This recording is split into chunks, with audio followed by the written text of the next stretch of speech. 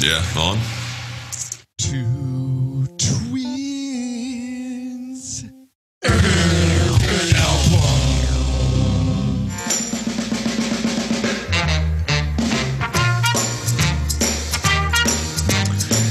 Yeah. Two twins and an album.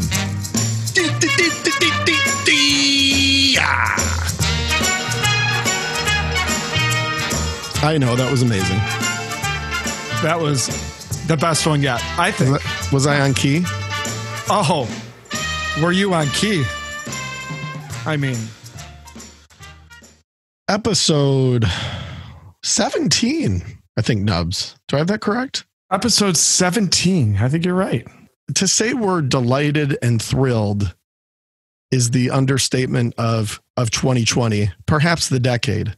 To be joined by, when we set out to do this podcast, I don't think we actually thought we would ever have one of our selected albums. We would actually be able to have the artist join us, because we're just a couple of doofuses that just decided to podcast it up. And, to think that for an album that when we were talking about doing this podcast, this is the type of album that we want to discuss. To think that we are joined by not only the artist of this 1980 album Adventure, but a dude who has just contributed countlessly to the arts, to pop culture, through music, through novels, through theater, through television. This guy knows what he's doing. And we are just beyond thrilled to be joined. I can't even believe I'm about to say this. I know this is like very cool. But we are joined today to discuss the Adventure album, which was performed and produced by the great Rupert Holmes by Rupert Holmes himself. Rupert. Answering machine. I'm not in it present. I'm sure you know. This is very exciting. So who's going to be the guest who's joining you? It sounds like an amazing person. And just the three of us, right, with this guest. Now, can I guess who it is?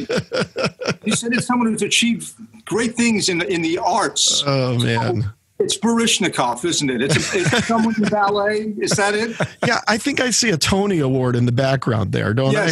Yeah, exactly. Hey, listen, awards mean nothing, as I tell my three sons, Tony, Tony, and Tony.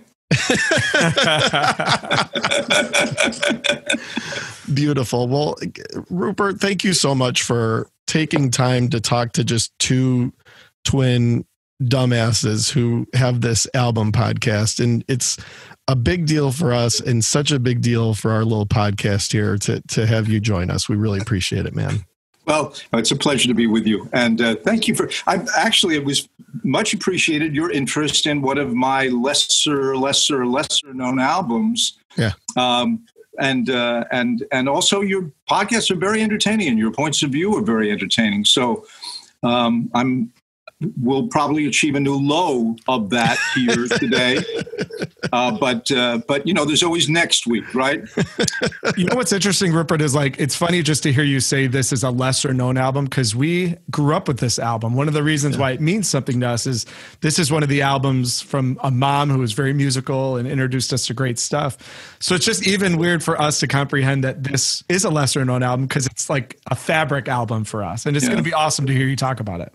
It's hard for me to comprehend listening to past podcasts that you've actually grown up. Yeah, fairly. Yeah. Fair. No. Listen. I know what you're saying. I mean, I had albums growing up, and I sometimes thought, I might be the only one who actually owns this album, and there was something kind of cool about that. It was like within my family. My brother and I would listen to the same albums. He wasn't my twin, and that's the good news for him. But we would, and sometimes we would think maybe we are the only two people in the world who really appreciate this album, and it made us have a closer kinship with it. I'm sure everyone who listens to your show has some album that they kind of think of as theirs. I was actually talking to someone who wrote this long article on her own blog, and Adventure it's so surprising that I saw this. I was actually researching. I was trying to remember some of the things about Adventure in preparing for being with you guys. And I came across this one other person, so it makes 3 of you now, who just went over every cut. And I thought, isn't that interesting? But she obviously did have this kind of personal relationship with the album. Sometimes you kind of like that. You don't like it. A lot of people, when I finally had a monster hit, when Escape, the Pina Colada song became #1, and Partners in Crime became a gold album, my 5th album, which preceded the one we're going to be talking about here today. But there were a lot of people who had been listening to my early albums, and I'd perform, and they'd come up to me after the concert, and they'd say something like, "Don't tell me about Partners in Crime. Don't tell me about Pina Colada. I was there. I know stuff about you you don't know." And they were almost angry. Right. They felt very possessive. So anyway, it's nice to meet both of you. It's nice to try to comprehend your nicknames. And try to make some sense of it all. Well, it's a real thrill for us, and part of this was hearing you on the Gilbert Gottfried podcasts, where you've made a couple of appearances, and so between that and like I sort of said from the onset, the point of this podcast, and it's amazing that you've even heard a little bit, but we're trying to talk about albums that in some cases are really acclaimed and that in some cases not enough people may know about. And so when we were talking about doing this, I swear like the 3rd one on my list was Adventure, because it's just one of those records that, and we'll get into it as far as, the track by track and all those things that we like to do. But it's one of those that really, I think, kind of defined in a way why we wanted to do this and introduce more people to a record that we just think has held up tremendously well. And certainly, to your earlier point, meant a lot to us in sort of a personal sense. So and I'm not going to lie, Rupert, it's a difficult album to find a lot of information about. It's tough. So having you, speak to it will just be very, very cool for us. Well, I think the phrase I said around when it first came out was that it wasn't released; it escaped from the label. It's an interesting background to the. Well, you'll be the judge if it's interesting, but when my single Escape hit #1 on the charts, I was on a record label out of New York called Infinity Records. The day that my record went to #1 on the charts, the parent company, MCA Records, folded my record label, the record label that I was on, Infinity Records. They just told everybody, just in time for Christmas, you're all unemployed. There is no Infinity Records anymore, and goodbye. And then MCA Records on the West Coast, who I had no connection with whatsoever, suddenly said, "So is there anybody from Infinity Records that we want to keep? Since we're the mother company, we can." And someone said, "Well, you might be interested to know that if we keep Rupert Holmes, we got the #1 record in the country." And they said, "Well, I guess we'd be dumb not to accept that. #1, and we didn't have to do anything, right?" Yeah. So I suddenly found myself an artist on MCA Records, a West Coast company. I knew absolutely no one there, didn't know the promotion people, didn't know the publicists. No one at MCA had ever done anything to make Escape a hit or make Partners in Crime a gold album. They reissued it. So sometimes you can find a 45 on eBay that says Infinity Records, and sometimes you find it saying MCA. Him came out, the follow-up that went to #6 on the charts. That was an MCA record. Again, Escape sort of helped break that record. When it was time for my next album to come out, I was on a label that absolutely had no idea who I was, who had never met me. And so I was making this record and having it released in a virtual vacuum. That certainly didn't help. So when you say it's kind of hard to find out a lot about the album, it's because it just kind of meandered out into the wilderness. Yeah. And that was difficult. Yeah. Yep. Well, we sure know about it. And before we dig into Adventure, Rupert, if you wouldn't mind joining us for a little segment we like to call Round and Round and talk about any albums you're into recently, would you join us for that? Sure, I'd be delighted to. Excellent. Well, let's cue it up.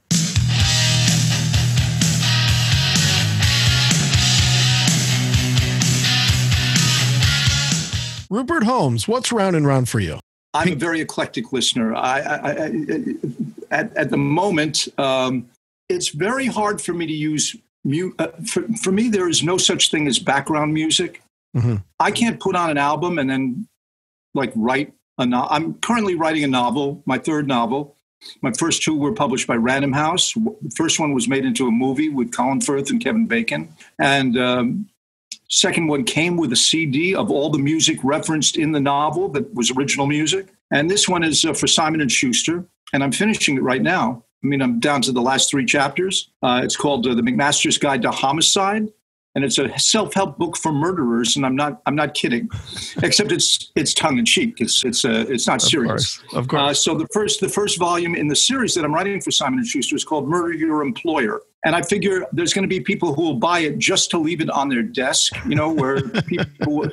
So I'm finishing that, but the problem for me is that if I put an album on in the background, I can't write. You got to focus on it. I have to focus. And if I'm sitting in a restaurant and there's music playing in the background, I'll be saying, I thought next week we might G minor 7 over a C, but now he's going to an A7 over a C sharp. Yeah. And he's resolving it to a B flat. That's like a playable cadence.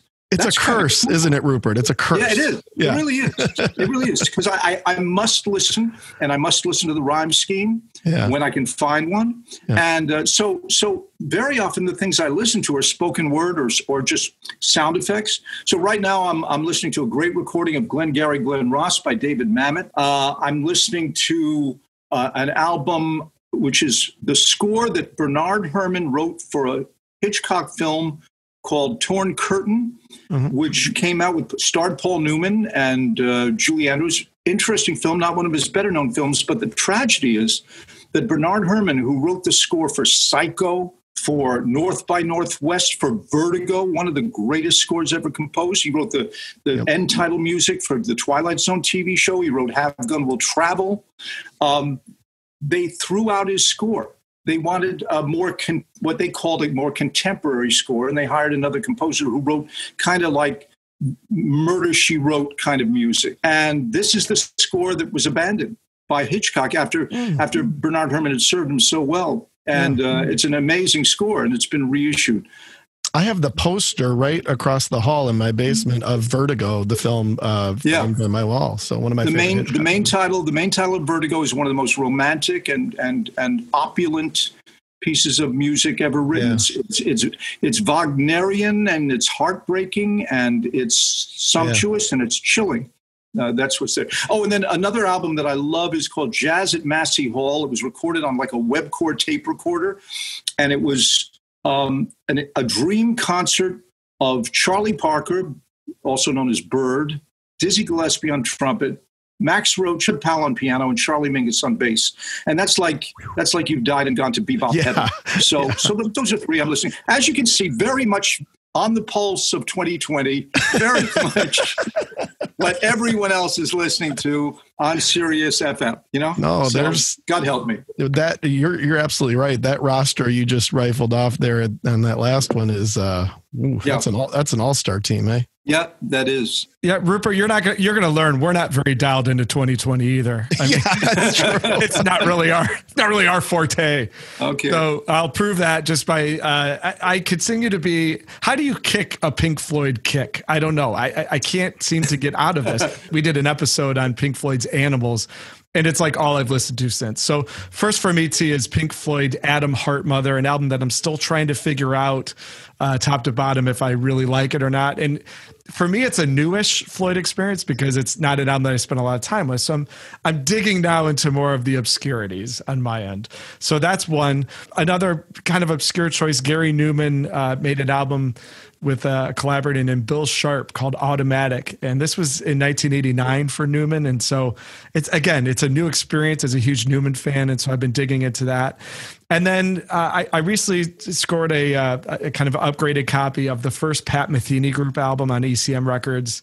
This is kind of that original group that Metheny had. And it's just like a perfect late 70s, I wouldn't say smooth jazz because I think that puts it into a bad category, but just a really nice sounding, like typical ECM album from Pat Metheny and the rest of that group, Lyle Company. Tasty stuff, really good stuff. It is good tasty. Stuff. You bet. I never get tired of Metheny. So no. So if that's what's around and around for me, what's around and around for you, man? Well, I've got, three things as per usual that are quite different from one another. The first is actually a brand new record by a very heavy band called the Deftones that we've talked about a few times in their album. I've heard of them. Yeah, they're really good. And their record is called OHMS, OHMS. And so I haven't dug into it much yet, but looking forward to it. The second is a little album that it's a band you may have heard from. Rupert, let me know if you heard of these guys. They're called the Beatles. That's Stuart Sutcliffe's band, isn't it? That's right. Exactly. And then he went on to form Wings with, yes.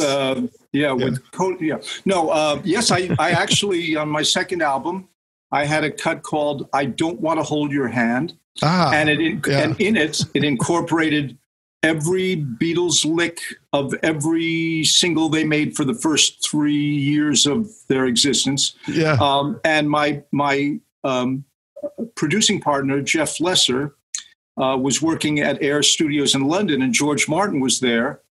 And he played it for George Martin, played the cut for George Martin. George Martin said it's better than the original. And here, I do have to share this with you. I'm sorry, I don't mean to hijack your three album. Please. But I do actually have. So one time, I'm at a special dinner that ASCAP threw for American songwriters that they considered to be good representatives of ASCAP. And the guest was Paul McCartney. And I'm brought over to meet Paul McCartney. And not intimidating at all. Well, yeah, you're hearing my unusual reticence, just finding the right words, here, which has never been a problem for me. I'm a human thesaurus, but I'm trying to indicate what that meant to me, right? And someone said, Paul, this is Rupert Holmes. And he said, oh, I'm a big fan of your work. And I said reflexively, yeah, right. And luckily, and then I thought, my first words to Paul McCartney are, yeah, right. Luckily, his then wife, Linda Eastman, was Linda McCartney, obviously, from Wings, was with him. And she said, no, we know your albums. We didn't. And they started mentioning titles of things I'd done. Oh, and they proved it. Yeah. That happened a long time ago, and I'm still walking, on air from that. Yeah. And there's I have a great photo in my collection of Paul, arm around me, holding a big thumbs up. And if he was making it up, actually he referenced enough song titles of mine for real. And it may have been that song, I Don't Want to Hold Your Hand, that sort of clued him into me in the first place. But he mentioned enough of my song titles that I thought, it's possible that this is the truth. But all I thought about was how generous of him, even if it wasn't the truth, because he knew the power he had. Sometimes people just have the power to make your life worth living. Yeah. And they dispense it. I had a chance to meet John Lennon once, and I was afraid to, because I was afraid he'd do something, that he'd say something snide, and then that would be shattered forever. So yes, I have heard of the Beatles, and one of the great thrills of my life was in 1963 when I was in high school. I was in France, and I turned on the radio, and I heard this really great record, and it sounded like. I thought it was the Everly Brothers, because it had all these open fourth harmonies and was really good. And I remember the title was called From Me to You. And then there was another one called Thank You, Girl. And again, I thought, boy, this is the best stuff the Everly Brothers have ever done. I go to London after that, and I'm living in a flat in London. And there's a girl living there. I'm 16 years old, and she's got this single, and it's From Me to You and Thank You, Girl on the other side. On, I guess it was Parlophone. And it says the Beatles, and they've even misspelled it, Yeah. And I said, this is who does that? I thought it was the Everly. She said, no, it's the Beatles. They're the best. Yeah. And she said, they're going to be on tonight and on Top of the Pops. And they turned on Top of the Pops, and they were introducing a new song of theirs called She Loves You. And I thought to myself, I'm going to be going back to the States, and I know something they don't know yet. And I'm going to start growing my hair now. Right.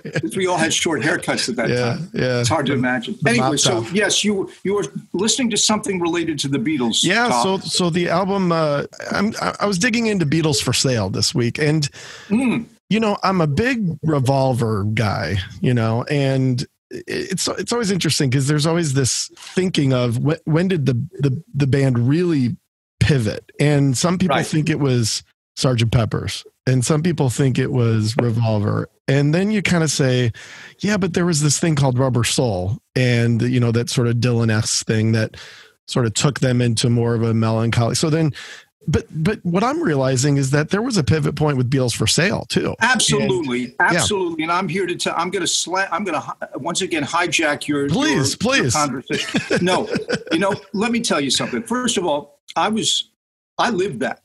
Okay, every Beatles single that ever came out after She Loves You, I heard for the first time. No one else had heard it before either.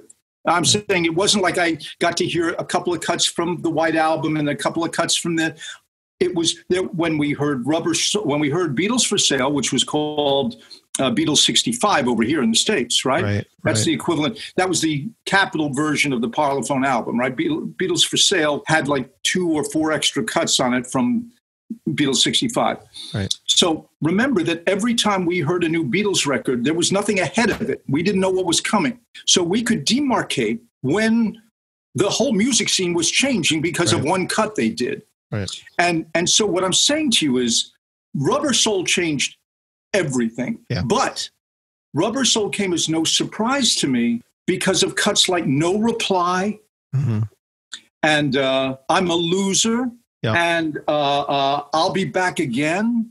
Every 2 albums, Capitol would reissue an additional album that wasn't a British album, made of what was left over from the things they had cut from the British albums. Right. Yesterday and Today and all that stuff. Right. Exactly. Yeah. Yesterday, Today. Right. But I'm telling you now that when things really changed was that Beatles 65 album, because that was the first time some of this melancholy, it was the first time that Lennon started singing a little bit differently than Yep. What have I done to? Dylan started to creep into his voice a little. He allowed that. Definitely. And when we all heard Help, we weren't surprised when he did.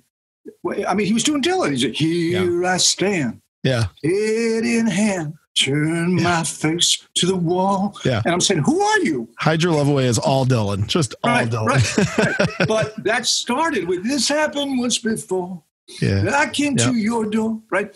So each one of those albums that you name was a mini revolution. It was as if there was a revolution and, in other words, Karl Marx overthrew this and then Trotsky overthrew that and then Stalin overthrew that. And if they had stopped with Beatles for Sale and never made another album, they would still be worthy of everything that we give them credit for now. No Truly. question. No question. But the one that really sort of cemented the fact that they were no longer the Fab Foursome and were an artistic force full of all kinds of colors and shadings and nuance was actually probably Rubber Soul, which was precursored very well by Beatles for Sale. Sorry to take away your album. In fact, I'd love to ask you, if you had to pick, I know this is such a ridiculous question, if you had to pick one Beatles record to take with you and leave the rest behind, which one would you go with? You're cruel. First of all, if I can't do that. Okay, Meet the Beatles was such a change in the entire landscape of music, of pop music. That first album, where every band seemed to be a hit record. Not that they were all released as singles, but you think about It Won't Be Long, When You're Coming. Nothing had been like that before. That combination of a little wry wit and the fact that just sitting there and saying, wait, let me understand it. These guys sing as good as the Four Seasons, but wait, I don't mean there's no comparison between the two, but what I'm saying is the thought that a band could sing all their vocals, play all their instruments, and write the vast majority of their songs imbued with the personality that you heard in the voices. That was a startling idea. And the idea that they were hung around together. We love the idea we love seeing photos of them just walking around as 4 guys. So they were hoods, but they were the best. They were the most musical hoods that anyone ever conceived of. So if I only had one, the thrill of being 16 years old and that being an album that I could make into my way of life and say everything that I ever want to be is on this album. That's that. If I had only one album for pleasure, it might be Beatles for Sale. It might be Beatles for Sale. But Rubber Soul would be a very, very close. Yeah. When Sgt. Pepper came out, I thought it was a staggering achievement. But something about achievement, that word, it was a little less fun.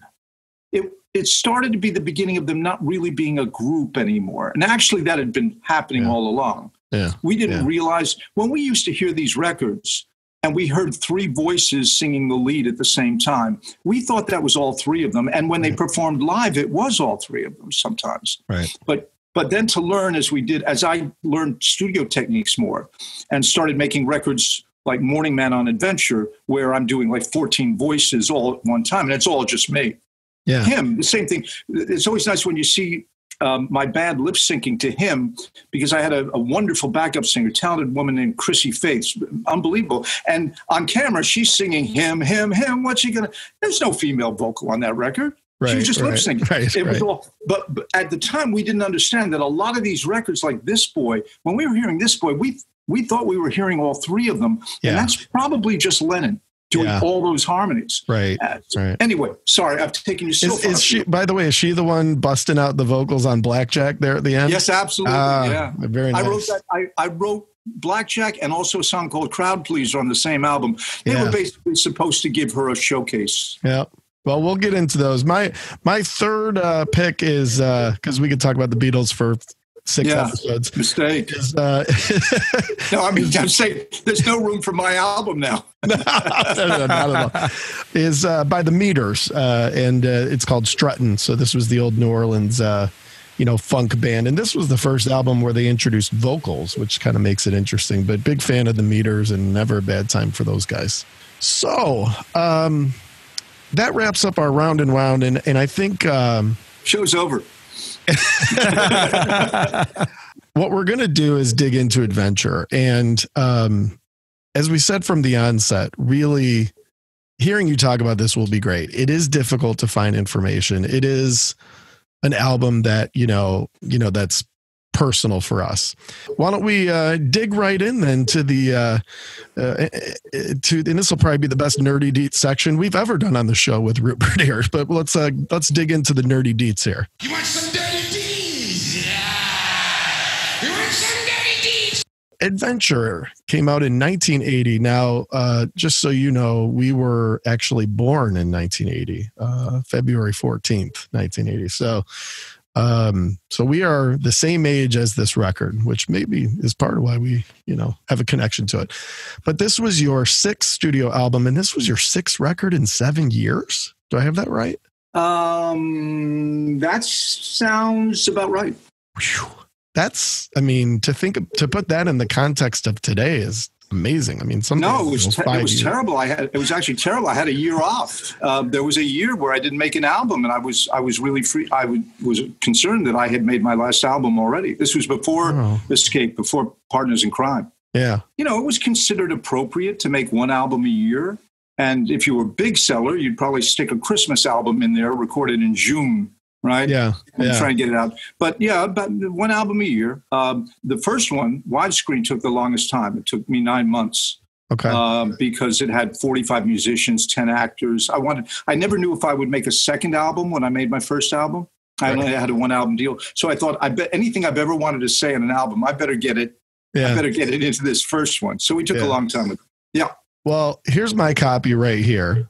Yes. If I could just one up you, Rupert, I have the Japanese imported version because I wanted the best possible mastering on this album. And it comes with this bonus sheet with, it's got the lyrics, but then it's got some nerdy deets right here, T. So, absolutely. I think I win the award here for best copy because I ordered this one from Japan. I would agree. Yeah. Mine has the sticker on it though that highlights the two singles. So that's good. A lot of people that sticker. And by the way, yours are actually even more rare than you think because those are the unautographed copies. Right. So you want to know what's terrible? It's a terrible thing to go into a record store that sells old vinyl albums. And it's a terrible thing. And someone has come in with their record collection and sold them like 40 albums for like $5. And then they're selling them for $1.98 each or something like that. And it's a terrible thing to go through a bin. And it's bad enough to find one of your old albums in there. But when it's an autographed album, that's painful. Yeah, that's a tough day. Rupert, while we're in the nerdy deets, could I get your take on the cover art? It's just this The cover art would suggest to me they were trying to turn Rupert Holmes into more, continue the pop star image of you. It's this singular picture of you in this lovely white sweater, almost giving a little bit of a smirk as if you're saying, take the damn picture already. Yeah. What do you think is the I think it's a fabulous cover. I got to say, like, you're too. Rocking you got like the beard, the hair looks incredible. The glasses, like, you're just owning it. Like, look at that. I mean, I think it's a fabulous cover. I think, MCA, the label I found myself on at that point, was evolving into a country label, which is why, by the way, one of the reasons I think Olivia Newton-John's singles started to become almost country crossover records. They were better at promoting country records than they were at doing pop, with the exception of Elton John. Mm-hmm. But Elton John sort of took care of Elton John. It didn't matter what label he was on; they were going to do well. I think they basically did a couple photo sessions. I remember there was a book around that time called Your Erroneous Zones. And there was a photo of this guy, and he just looked all confident on the cover. And he had no reason to be. But he was confident. And I thought, all right, so I got the nice knit sweater. I got the tight white jeans. I think was it Nubs who said smirk? It's a little. It's like me saying, it's sort of like me saying to Paul McCartney, yeah, right. And it's like here's Rupert Holmes, superstar, and I'm going like, yeah, right. So I think that sort of expresses that. I think the main thing I thought was that the white sweater and the white jeans, it meant that there was a lot of room for me to write a long inscription if I was autographing the album. Most albums, the problem when you have like an album that's very dark colors is you're writing stuff to people and saying, who was with me from the very start and whose support I've had forever. And they can't read any of it. It's all on a black background. So I thought, oh, good, nice white sweater. I can write all my inscriptions on that.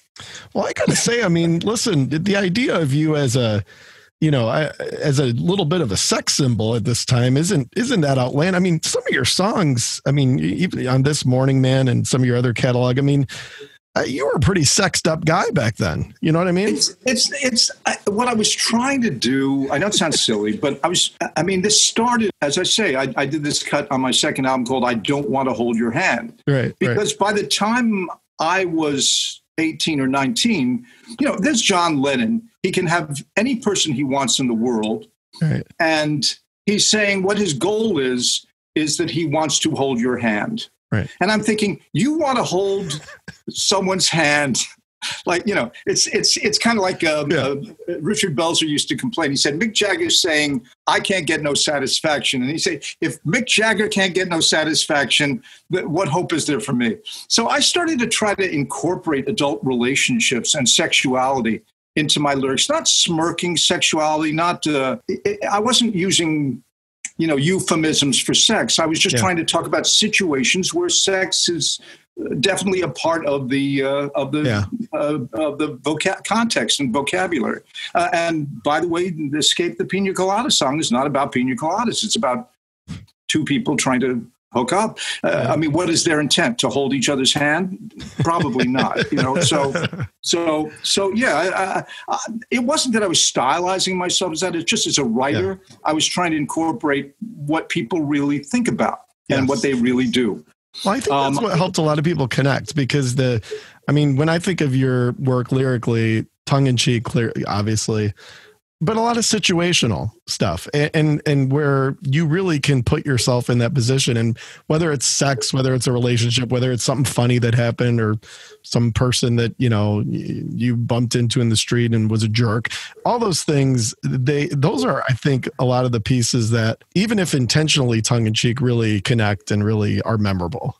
Not trying to get ahead of you here, but in the title song, the lead off cut, Adventure, my favorite part of that is after all this very bombastic keyboard work and all like that, the whole song settles down to just acoustic guitars. And I sing one of my favorite lines to sing, which is, and I stand in total awe at the simplest things that people say and do. I think true adventure lies in the ins and outs of those like me and you. And I was basically trying to say we don't have to do trumped up movie plots. The things that happen to people every day are as a complex Harlequin romance novel. Yeah. And probably a lot more honest and a lot more variegated in terms of the shadings of emotion. I'm a terrible, a harmless voyeur in that I like to look at couples in restaurants and in airports. And my theory is that anytime you see a couple that makes no sense, it's just that you don't know enough about them yet. Right. In other words, you see a couple and you say, what is he doing with her, or what is she doing with him? And if you could follow them home and find out how they talk to each other when they're alone, and possibly look into their closets or their dresser drawers or something, you would find, oh, I see now. Now I understand. I wrote a song called The People That You Never Get to Love, and it's about all the people that you see in the course of your life where you think, I could love that person. Right. You don't know them. You'll never see them again. You're just passing them on a train or something, and you don't. And that becomes a song. Yeah, yeah. So you're coming off of, certainly what at the time Partners in Crime, which had been commercially very successful and critically very successful with, him and Escape. I mean, these are big hits. What was kind of the approach? And you touched on it a little bit earlier with the kind of MCA transition and, some of the idea of kind of going into this blind a little bit, but creatively and from a composition standpoint, clearly this was a bit more of a rocker type album for you, but what was kind of the thinking of what you were looking to do with Adventure as you were composing? And were a lot of these songs already sort of in the can from previous, stuff you had worked on, or did you kind of write for Adventure? I think pretty much all of the album was written for the album. Okay. I think I had sketched the song Special Thanks, the last cut on the album. I think I had already sort of written a sketch of that. Most everything else was written for it. I had changed as an artist in the following ways. My initial albums, remember, as you pointed out, this is my 6th album I'm about to make here, Adventure. But my first albums were very much products of the studio. They were like my version of Sgt. Pepper in that you couldn't actually recreate them live. Yeah. As I said, my first album had 56 musicians, 10 actors, and each cut had a completely different sound to it. I reassembled the Glenn Miller Band for one cut about a sax player who in 1940 never gets to take a solo. I did a 10-minute radio show with Alison Steele, who was at that time a very sultry DJ playing Lauren Bacall, basically. I did all kinds of strange cuts. And that had continued through the years. I was very much making studio albums, and I did not tour in support of the albums. Mm-hmm. My second album was supposed to be an album I was going to tour with, and I found a terrific kind of punk band at that time named Laughing Dogs. And in your obscure search for records, you might look for some of their stuff, Laughing Dogs. And they became the basic band for my second album. And the idea was that I would tour with them. But then suddenly Barbra Streisand called up and said, I want to record your songs, and I want you to arrange and conduct the album. And I'd like you to write some songs for this movie, A Star Is Born. And you said okay, right? I mean, I said okay. Yeah, thought it through.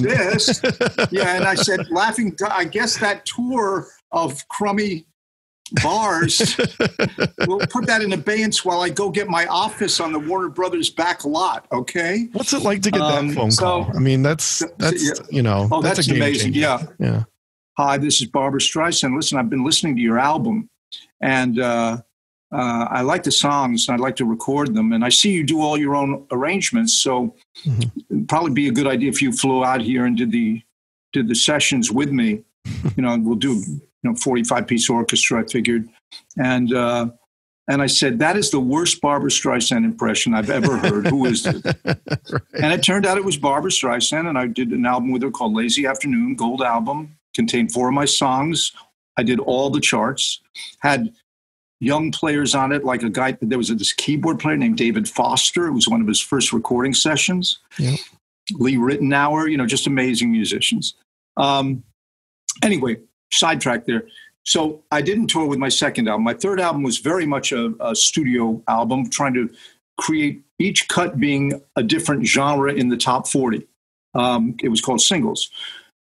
Fourth album was going to be an album about my hometown of Nyack, New York.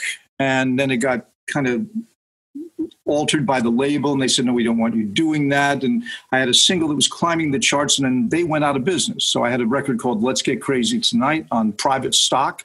And Private Stock folded. Sound familiar? Folded. The record company folded as it was hitting like 60 with a bullet. Yeah. Then my next album, Partners in Crime, is an out-and-out hit. And I go and start touring. And the band that I used on the album, except for my lead guitarist, who I'd worked with a lot during my career, Dean Balin, they were not ready to go out on a tour. They were successful New York studio session musicians. Yep. So I created this band to be the band that I toured with. And I toured with them for, 10 months. Everywhere, because Pina Colada was a hit not only in the United States, it was a number one in Canada, number one in Japan, number one in Australia. Yeah. And suddenly I went from someone who had only been vocalizing in a recording studio, during the making of one album a year, to someone who was having to sing every single night. And my manager was only interested in making money because he was taking half of it for himself. And he didn't care where I was booked as long as it was money. Mm-hmm. And so I would find myself in a different kind of venue every single night. This is while I'm touring in support of Escape the Pina Colada song, Hymn, Answering Machine. Okay, this is before Adventure. So one night I would be performing at Disney World. Next night I would be at headlining for a week at the Diplomat Hotel with my opening act being Bob Saget, the filthiest comedian that you've ever heard in your life, from Full House. Yep. And then I'd be playing at a club called, come on, help me now. Hold on. DB's in Dearborn, Michigan. You know Dearborn, Michigan, don't you? Yeah, of course.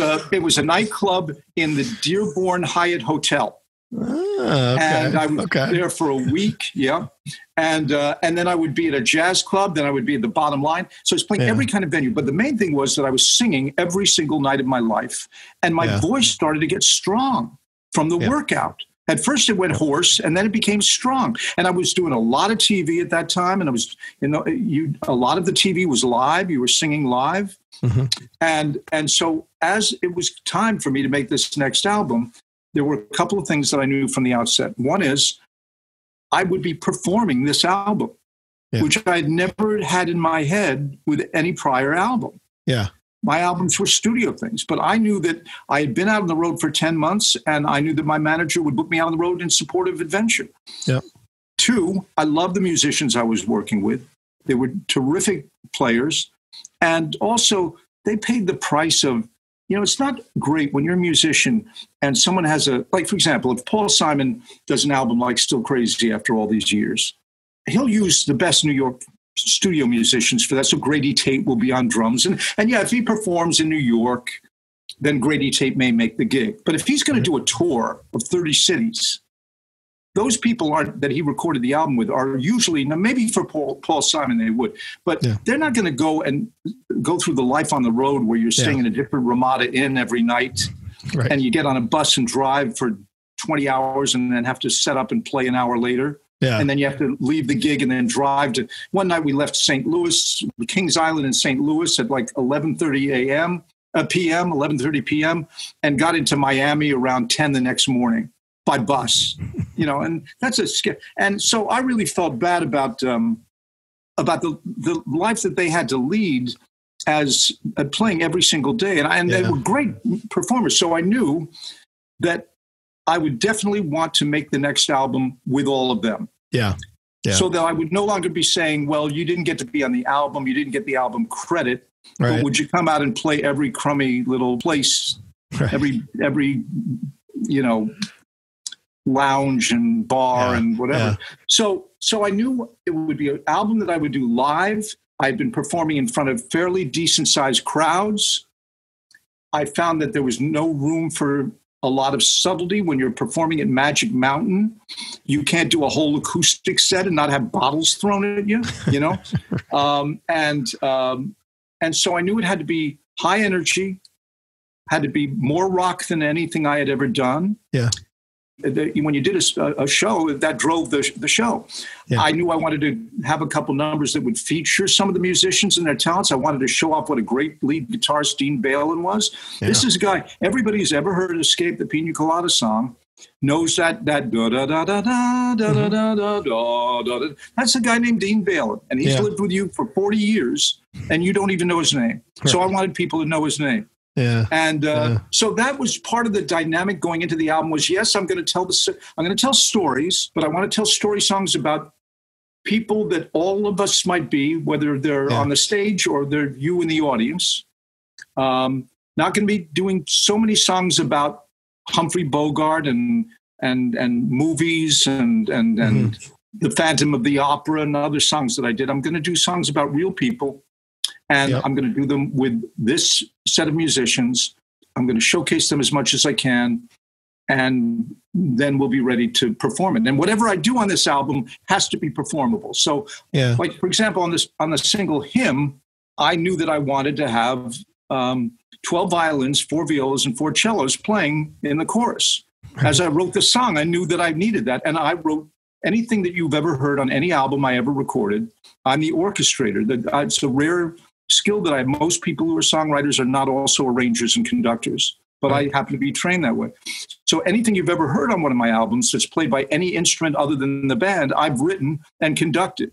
This album, though, so I knew that I would not be bringing in 12 violins and 4 violas and 4 cellos to go on one of the ballads. I'd have to make the ballad work with the instrumentation that we had in the band. Yeah. So those were all things that went into the making of the album that kind of focused what kind of an album I was going to make. And you composed everything on Adventure, right? All words, all lyrics. All words, all music.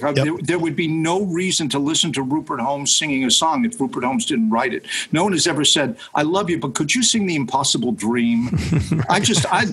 Would you sing Feelings, please? Although you've had a lot of success with other people doing your songs. I mean, I didn't know until like a couple of days ago you got it all over him. You've got it all over him for the Jets. Someone asked me, they said, this is before Britney Spears, before Christina Aguilera. This is 1986. Someone said, can you write a song? There's a group. I said, what are they like? They said, well, the lead singer is a 14-year-old girl. I said, how do I write a love song for a 14-year-old girl without it? How do I do that? Yeah. And I took the challenge and it that was a record that went to number 3 on the top 40, number 2 on the R&B charts, and number 1 on the adult contemporary charts. It's a great song. And we talk about Barry Manilow a lot on the podcast because we're big Manilow fans. We grew up on that. And I didn't know that you wrote Studio Musician as well. Yeah, Barry has been kind enough to record that on 2 different live albums. Yeah. And what's funny about it is that when I wrote the song Studio Musician, Barry and I were both in competition. This is before I'd made my first album, but we worked in the New York session scene, Right. And we were both in competition for an American Airlines commercial. And we each had our own version of it. And mine went, "We're American Airlines doing what we do best. Fly American, we'll take care of the rest. We're Americans." And he wrote one that went across the high and jagged. No, I got to start lower. Across the high and jagged mountains. And I thought, that's never going to make it because no airline wants to mention flying over high and jagged mountains. Yeah. So neither one of us got the gig. We didn't get the job writing that commercial. Yeah. But so I like the tune. So when I was writing Studio Musician about being the dilemma of being a guy who goes into the studio, a man or a woman who goes into the studio, and someone sets down a piece of music in front of you, and you got 1 hour to get it right. And every trick you have in your bag of tricks in terms of style or phraseology, the way you play, you've got to put that into the record, and they're going to pay you like $60, and you're giving up all the things that you've worked your whole life to be able to do, and you never get to play your own music. Yeah. So I decided to make the song about that. I decided to use the American Airlines commercial music as my chorus.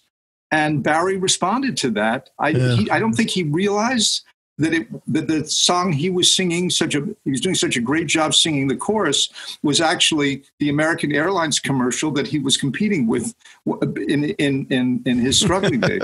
That's funny. But I've had a lot of great people: Rita Coolidge, Dolly Parton, Dionne Warwick, Judy Collins, Manhattan Transfer. Yeah. It's a very long list of covers. Mac Davis, who just passed away today, recorded one of my songs. I saw that yesterday. Yeah. I wanted to ask you really quick before we dig into the album too. I know that you mentioned bells earlier. It reminded me of sort of the New York comedy clubs. Yeah. You used to play in the clubs, right? In the comedy clubs. Would you do like a sort of storytellers type thing where you would sing and talk, or what kind of stuff would you do? It's interesting that you say it. It's actually quite a crucial question in regards to my career. Seriously. Yeah. I found myself having the dilemma of the fact that I was well known for 2 songs, which was Escape the Pina Colada Song and Hymn. Yeah. Some people knew Answering Machine on the yacht rock stations now. That's making a bit of a comeback. Yep. And people knew some of the songs I'd written for Streisand and other artists, but they didn't know that I had been the writer on them. Nobody knew I wrote the song "You Got It All Over Them" by the Jet. Yeah. And I would go into, well, here's something interesting. I want you to think about this for a second. It was kind of a discovery I made. If you go to see an artist and you're a big fan of this artist, and you have all their albums, and you're so excited, this is the first time they've been in your city, and you can't wait to see them do these songs live. Mm-hmm. What are the words you never want to hear them say? We're going to be doing songs from our new album now. Yeah, right. You go, no, you're not. No, I once saw Three Dot Night at a rock reunion concert. They say, we're going to be doing mainly songs from our new CD. And the crowd almost killed them. They said, no, you've got 11 hits and you're going to play all of them, right? Right. Okay. So the thing is that when you go to see I never had the kind of following. I did like this great show at the Bottom Line and everybody who had ever bought my first album was there, and it went great.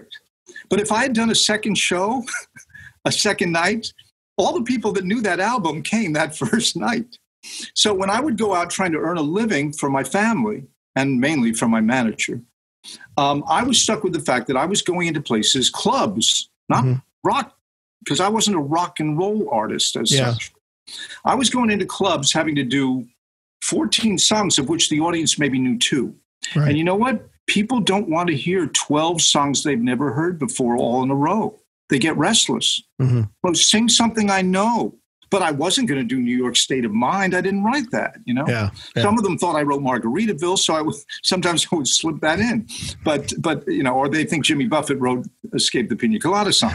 But now here's the opposite of this idea of we're only going to do songs from our new album. And you say, no, I want to do the songs that do the familiar stuff. Right. Because in music, my own phrase is familiarity breeds content, meaning you love to hear something that you've heard through your life and it just resonates with you and it takes you back to where you were. Yeah. I'm sure Adventure is like that for you. When you listen to it, I'm sure it catapults you back to when you were much, much younger. But now here's the opposite of that. When you go to see a comedian who you like and you know all the comedian's work, the words you don't want to be saying when you walk out is, gee, he only did old material. Mm-hmm. He just did all the old routines I already know. Right. So you don't like hearing only unfamiliar material where music is concerned, but you enjoy hearing new material where comedy is concerned because comedy is catching you by surprise. Right. It's taking you somewhere and you don't know where you're going, and then it turns out where you're going is funny. Right. So I thought, well, no one complains if you do an hour and a half of new material if you're a comic, but they complain if you're doing pop songs and you don't sing at least 10 songs they know. Right. So what if I approach my performances as if they're comedy routines? Because most of my stories, a lot of them have a kind of a humorous bent to them. Yeah. The song "I Don't Need You" on Adventure is actually when I perform it, I get laughs on the song because it's a funny dilemma that the guy's in. Yeah. So I thought, well, what I'll do is I'll talk and set up my songs as if they are the punchline to a joke I'm telling. Yeah. I may even tell some jokes on the way to getting to that punchline, and then they'll process it as comedy. and everyone will be happy. Then they're laughing, they're entertained. Yeah, I've done the music, and I was actually headlining at Rodney Dangerfield's club in Manhattan. Yeah. I was the first music performer to ever be the headliner there, because usually the headliner is a comedian. Right. And I was performing there, and the great producer, Joe Papp, who produced a chorus line, comes up to me afterwards and says, "What you're doing up there is theater. Yeah. Have you ever wanted to write a musical?" And I said, "I have an idea." And that became how I wrote my first Broadway musical. Wow, how cool. And all because I was trying to find a way to tell people, see, you don't mind if someone tells you a funny story and it's an anecdote, you don't mind that you've never heard it before. Right. You're curious how it's all going to turn out. Right. And so with any song that has a plot, one of the things that's fun, even for me today, when I sing Escape, when I sing the Pina Colada song, when I get to I knew her smile in an instant. I knew the curve of her face. It was my own lovely lady. And she said, "Oh, it's you." Right. That's a punchline in a way. Yeah. And so it was doing that sort of got me more solidly into musical theater. That's smart. It gives people context and brings them in on. So that's smart. Why don't we dig into the record? I want to be mindful of your time here. So why don't we just, so this is where we, Rupert, this is where we drop the needle. This is where we really dig in. And can I say how fine it is and noble and brave it is of you to actually admit that on a podcast so have you been dropping the needle? I mean, no, seriously. Now, is it your brother as well, or is it just you? It's just me. Yeah. You look fine. You can beat this. You can beat this. This has turned into an intervention. Tom, I want you to call me anytime. You got it. If you feel the need to, just a shoulder to cry on, maybe. Well, just I respect you for coming out and just being flat out honest with the audience. Really. Hey, it's Toph. We hope you enjoyed part 1 of our time with Rupert Holmes, and part 2 will be out next week, where we will dive into the Adventure album track by track with Rupert. So we will see you next week for part 2 of our Rupert Holmes episode.